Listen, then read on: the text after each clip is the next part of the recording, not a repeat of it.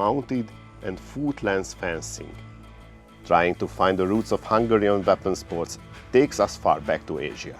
It was from here that the nomadic Hungarian tribes of Han-Turkic origin set off to conquer their new homeland in the Carpathian Basin, where they established an autonomous state that have existed for more than 1,100 years, up to the present day. The widespread fame and reputation of the Hungarian warrior was based on the equestrian nomadic lifestyle that included both horse riding and the use of weapons, which they practiced in organized form since childhood. The Hungarian elite warrior of the 10th century had mastery over the bow and arrow, the lance, and several melee weapons such as the saber or the spontoon, an axe-like weapon called fokos in Hungarian. Contemporary chronicles mentions the use of lances by the nomadic Hungarian cavalry several times, similar to other equestrian nomadic peoples. After the use of the bow, the lance was the weapon that often decided the outcome of battle. A skilled nomadic warrior could alternate between the use of the bow or the lance, depending on the intensity of the battle. After the modern appearance of the now world-renowned sport of horse archery in Hungary, several practitioners began to revive the tradition of equestrian nomadic mounted and foot-length fencing.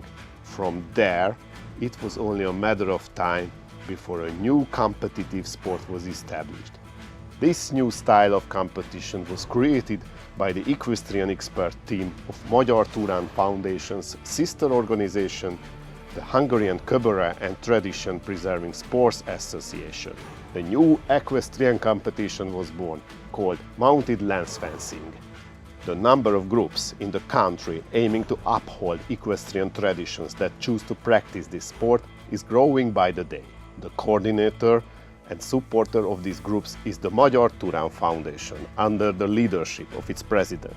Mr. András Zsolt Bíró dreamed up and brought into existence Europe's largest tradition-preserving event, the Han-Turkic Kurultai, more than 15 years ago. Thousands of traditionalist warriors from 27 countries participate in the event. It was at the Kurultai where the first team competition took place. This is the event that hosts the final, a fitting conclusion to the qualifiers that take place throughout the year. Today, the spectacle provided by mounted lance fencing made it into one of the most beloved new competitions among the visitors of the Kurultai. When using the lance, it is extremely important to pay attention to the proper way of holding and handling the weapon. Holding the weapon is considered correct if the weapon is held with both hands at the same time. It is in one hand, but either its handle is laid on the forearm or it is held above the head. It is forbidden to tuck a weapon or arm under the armpit. It is illegal to put an opponent at a disadvantage by grabbing his weapon. A result is considered a simultaneous hit, when both sides manage to land a hit on their opponent at the same time. In this case, neither party gets any points.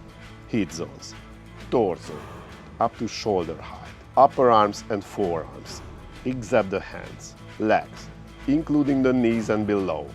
Attacks to the head or face are strictly forbidden, resulting in a warning and the deduction of points. 2 such warnings result in disqualification from the competition.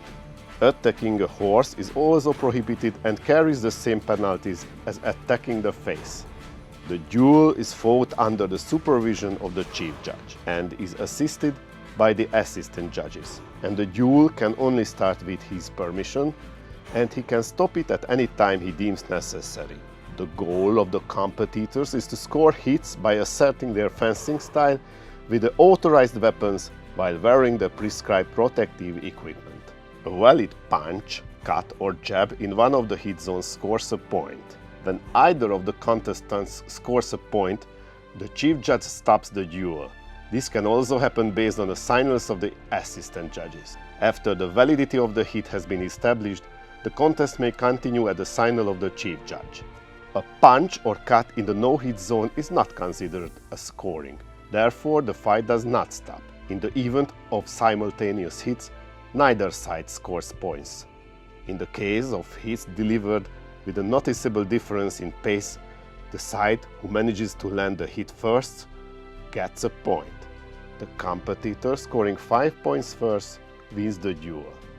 With the competitions at the Kurultai, the organizers aim to promote and maintain the respect for our ancestors and for the kindred nations among today's youth.